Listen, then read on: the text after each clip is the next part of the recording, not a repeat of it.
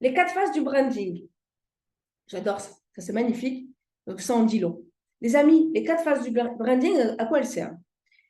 Elles servent en fait à pouvoir vous situer. Parce que si vous n'arrivez pas à situer où vous êtes, à quel niveau vous êtes dans votre domaine d'activité, et si vous ne savez pas où vous êtes, comment vous pouvez savoir où aller? Franchement. Toi, tu es perdu là, tu es en plein milieu, là, tu es en plein milieu, tu es dans une rue, tu ne sais même pas où tu es. Est-ce que tu vas savoir où aller? Ça n'a aucun sens. Ça n'a aucun sens. Si déjà tu es perdu, comment tu vas savoir où aller? À droite, à gauche, comment je reviens? Est-ce que je continue? Tu ne sais pas. Donc, il faut que tu saches déjà où tu en es. D'accord? Tu as, premier stade, du branding. Là, on parle du branding. On ne parle pas de la visibilité qu'on verra plus tard. On a la satisfaction, c'est-à-dire début de la confiance, rachat possible, satisfaction. Quand tu arrives à ce niveau-là en branding, c'est bien. En général, c'est là où tu viens de commencer, tu commences à lancer tes premières actions et tu commences à essayer de vendre tes produits et services. Début de la confiance, rachat possible, satisfaction. Ça veut dire en gros, tu as fait le check vert. La première des choses que tu as fait, alhamdoulilah, tu as réussi. On a acheté. Ils sont contents. Très bien. Par contre, pas sûr qu'ils reviennent. Ils ont acheté une fois, c'est bien, tu as fait ton deal. Bravo. On passe au-dessus. Delight.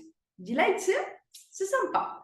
Delight, c'est recommandation, augmentation de la confiance et hâte. D'accord? Donc, là, on a monté crescendo. C'est quoi? C'est les gens qui te connaissent et tu as déjà des acheteurs, des clients qui reviennent acheter tes produits et services et qui ont hâte, ils sont contents de ce que tu leur as fourni et tu as commencé à créer une émotion à travers ta marque. Quand j'ai marque personnelle marque, c'est pareil. Ils ont commencé à créer une émotion avec ta marque. Il y a un lien qui commence à se créer. Tu as créé un lien. C'est fondamental de pouvoir créer le lien. Tu as commencé à créer un lien et avec ce lien-là, ça y est, les gens, ils s'accrochent un petit peu à toi et là, ils sont contents de ce que tu leur proposes. D'accord? Troisième échelle, l'engagement. Là, c'est un peu plus fort. Ils sont fidèles.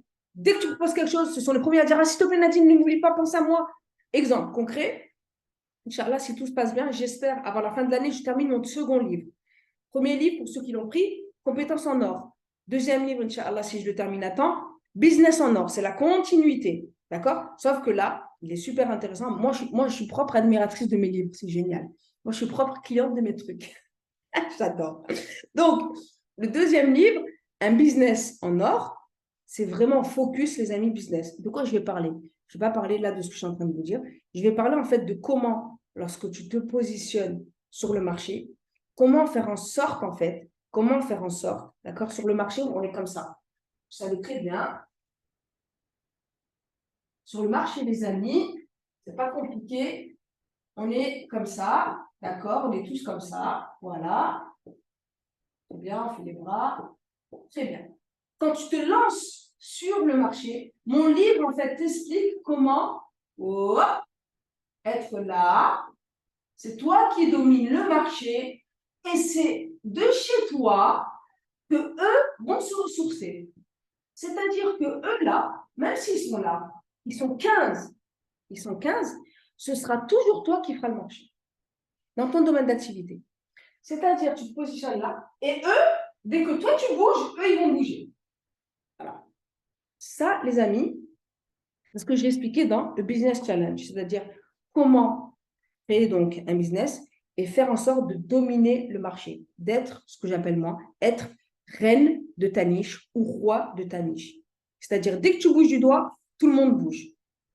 Et ça, c'est fondamental, les amis, parce que ça va te permettre de dégager beaucoup de revenus, évidemment, mais surtout, c'est toi qui fais le marché. C'est magnifique. Quand c'est toi qui fais le marché, c'est juste magnifique. Donc, ça, à la fin de l'année, pourquoi je dis ça? Parce que là, il y a beaucoup de personnes à qui j'ai dit le prochain livre, je le termine bientôt. Il y en a déjà qui m'ont dit, Nadine, pense à moi, s'il te plaît, je te l'achète en priorité. Là, on est dans ce que je parle là pour en revenir à ce que je dis. Dans l'échelle du branding, on est dans l'engagement. Moi, je sais que si, en toute objectivité, si je dois me situer sur cette échelle, je suis entre delight et engagement. Pourquoi? J'occupe pas tous les écrans. Donc là, le empowerment, qui est le niveau extrême du branding, c'est les Nike, c'est les Apple, c'est les Amazon, etc., etc., etc. Maintenant, vous, votre objectif à votre niveau, au maximum, c'est d'arriver à l'engagement. Parce que quand vous êtes à l'engagement, qu'est-ce qui va se passer, les amis? Quand vous arrivez à l'engagement, fidélité, rachat automatique, attachement émotionnel, sentiment d'appartenance, il y a un lien fort qui se crée entre vous et votre communauté, entre vous et vos clients, entre vous et vos acheteurs. Vos clients deviennent des ambassadeurs, c'est-à-dire qu'ils font votre pub pour vous. Ils disent non, non, non, mais va chez cette personne, elle est impeccable. Va chez elle, elle est top. Tu n'es pas allé chez elle, mais franchement, il faut, tu as raté quelque chose. C'est magnifique. Et puis surtout, plus vous allez grossir en termes de visibilité, et bien plus vous allez amasser. Amasser en termes d'argent et amasser en tant que client. Et ça, c'est fondamental. D'accord? Après, si vous arrivez sur le long terme, arriver à faire un Nike, Apple, c'est très bien, évidemment. Mais votre objectif là, votre niveau, c'est d'arriver déjà à l'engagement. D'accord? C'est clair? Bravo. Donc, votre plus gros challenge à l'ère du digital, c'est de comprendre comment transposer le réel en ligne. Est-ce que c'est clair ça? Je viens de vous le montrer, là, vous avez bien compris? C'est ça le plus gros challenge. C'est un des plus gros challenges, transposer le réel en ligne. C'est ça. D'accord? Ça, c'est bien parce que ça va vous permettre de comprendre comment on fonctionnait avant et comment on fonctionne maintenant. D'accord? Alors, avant, vous savez comment ça se passe? Avant, on avait le produit qui comble un besoin. On avait des prospects intéressés. Quand les prospects sont intéressés, quand je dis avant, c'est avant l'ère du digital. On avait des prospects intéressés. On met en place notre discours de vente. On fait notre closing, on vend. Merci, au revoir. Ça, c'était avant l'ère du digital. Concrètement, comment ça se passe? Tu as une boutique, le client il rentre, ah, je suis intéressé, combien ça coûte? Très bien, tant, merci. C'est fini. Merci, au revoir. Aujourd'hui, c'est moins comme ça. Aujourd'hui, comment ça se passe? Aujourd'hui, c'est ton produit ou service, combien de besoin? Tu as des prospects intéressés. Boum! Qu'est-ce qui se passe quand ils sont intéressés? Ils regardent ta présence en ligne. Qu'est-ce que ça vaut? Pourquoi? Parce que maintenant, la présence en ligne nous permet d'évaluer ce que tu vaux, ce que vaut ta marque, ce que vaut tes produits, ce que vaut ta présence. Si tu n'es pas présente en ligne, il n'y a pas d'abonnés, tu n'as pas fait de page, il n'y a pas de site, on ne te trouve pas, qu'est-ce que tu te dis? Bon, bah, à mon avis, ils viennent de démarrer. Alors, c'est soit ils vont dire qu'ils viennent de démarrer, soit ils vont dire que ça ne marche pas. L'un ou l'autre, aussi simple que ça. Deuxièmement, quand on regarde ta présence en ligne, si tu as une présence effective, hop, tu es crédible, on achète. Si ta présence en ligne n'est pas crédible, ah là, j'ai un petit doute, pas sûr que je l'achète. Je reviendrai, on verra après une fois. C'est comme ça que ça se passe, oui ou non? Aujourd'hui, on fait tout ça. Aujourd'hui, tout de suite, on trouve quelque chose, hop, on regarde qu'est-ce que ça vaut en ligne. Qu'est-ce que ça vaut? Hop, ils sont présents, ils ne sont pas présents. Tout de suite. C'est le réflexe aujourd'hui. C'est pour ça que le schéma d'avant ne marche plus. Tu ne peux plus fonctionner juste en disant j'ai un bon business, j'ai un bon produit. Même si tu as le meilleur produit du monde, écoute bien, même si tu as le meilleur produit du monde, si tu n'es pas présent en ligne, il sera perçu comme je ne sais pas ce que c'est. Parce que tu n'es pas présent en ligne. C'est la présence en ligne qui va crédibiliser ce que tu vends. C'est triste, mais c'est comme ça aujourd'hui, c'est les règles du jeu. Le terrain de jeu aujourd'hui, c'est le digital. Tu n'es pas présent en ligne, tu es mort. D'accord? Donc, je continue. Très bien. Si je rentre dans le détail de cette présence en ligne, qu'est-ce que ça veut dire? Vous avez vu là, j'ai pris donc ce que j'ai vu juste avant, je l'ai pris et je zoome. Je zoome sur le cadre de la présence en ligne. Boum, en détail. La présence en ligne, on parle de quoi? C'est visibilité, qualité, update. Donc, en fait, quand on dit présence en ligne, c'est pas juste où est-ce qu'elle est là. Non, c'est est-ce qu'elle est là? Est-ce qu'elle est vraiment là? Ou elle a juste une page où il y a 10 abonnés qui se battent en duel, on s'en fout. Ou alors, et en plus, il faut que ce soit qualitatif, c'est-à-dire on a vraiment du contenu qui est là, qui est récent, et ça répond à la question de update.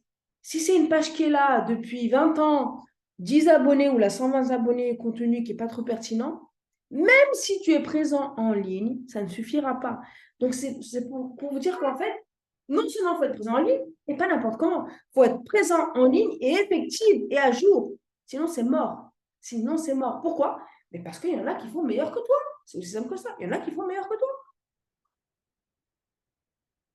Et n'importe quelle personne, que ce soit vous ou moi, n'importe quelle personne, nous n'achetons que le meilleur. Nous n'achetons que le meilleur. C'est aussi simple que ça. On achète que le meilleur. Alors, pourquoi moi, je vais acheter auprès d'une personne? Oui, peut-être que j'achète le meilleur. Donc, je vais chez le meilleur. Et pour me garantir un minimum que le meilleur, c'est là où je vais acheter, c'est la présence en ligne. Aujourd'hui, c'est comme ça que ça se passe. Après, bien sûr, la présence en ligne, tu vois, elle est nickel. Si tu arrives le jour J ou alors tu vas voir le magasin ou la boutique, tu vois qu'il y a un gros décalage, parce que ça arrive ça aussi, il y a un gros décalage entre le digital et le réel, évidemment, ça va te freiner aussi. Moi, je vous parle dans le cas de manière générale. On ne parle pas des exceptions. Dans tout ce que je vous dis, je ne parle pas des exceptions. Je parle de manière générale. Tu as un business qui est bon, tu as un bon business model. Si tu es effectivement bien présent en ligne, ça paye. S'il y en a un des deux qui fait défaut, c'est mort. D'accord? Donc, comment achètent les gens aujourd'hui?